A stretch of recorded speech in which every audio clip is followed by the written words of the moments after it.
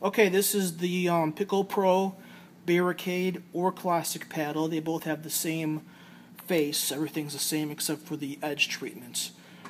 Show down below underneath here we have our two hard blocks, 5.5 inches apart, mounted to steel. Now, one thing that will affect your testing is if you don't have the steel strongly glued to your underlayment.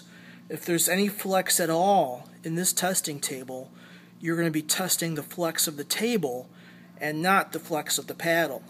It's very easy to be off by 5 or 10 thousandths of an inch whenever you're testing something like this. If you don't have everything extremely tight, you got to make sure that you have this clamped on here tight. Make sure all your assembly linkage is tight. Make sure that the paddle sits flush on here and doesn't jostle back and forth. If there is a gap from the paddle being a little bit warped, you're going to be testing the flex of the paddle pushing against that wood. The same thing with your wood or your block here. If that isn't perfectly flat, you're going to be showing on your indicator the flex or the gap in between the paddle and your block, and you don't want to be, you want to be only testing for the flex of the paddle and not testing for anything else.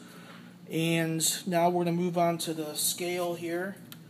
We have 10 feet of 1/2 inch rod with a pipe clamp, some tape. We left the price sticker on. And then we're going to weigh this. It's supposed to be 6.6 pounds. And it comes to 6 pounds, 10 ounces. So it's a little bit heavier than 6.6 because there's 16 ounces in a pound.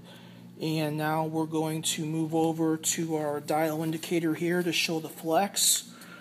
Again, first we're going to make sure that everything sits right. If we press on the paddle directly above these blocks and the dial moves, that means that something's not right in our test stand. And it's pretty solid. It moves back and forth a little bit less than 1/1000th of an inch, which is acceptable. And now we're going to put this down gently. Right now we're at almost 1 right now. Well, actually it's negative 99 right now. Okay, now we're going to put this down gently. Then we move from negative 99 to negative 96. So we got 0.03 flex. I take it off. Now we're at negative 98.5.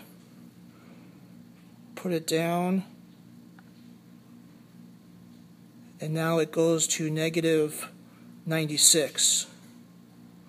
So we're about somewhere between 2 thousandths and 3 thousandths, 3.5 thousandths.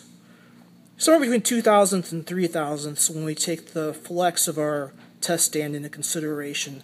So between 2 thousandths and 3 thousandths falls within the requirement here of it being within 5 thousandths.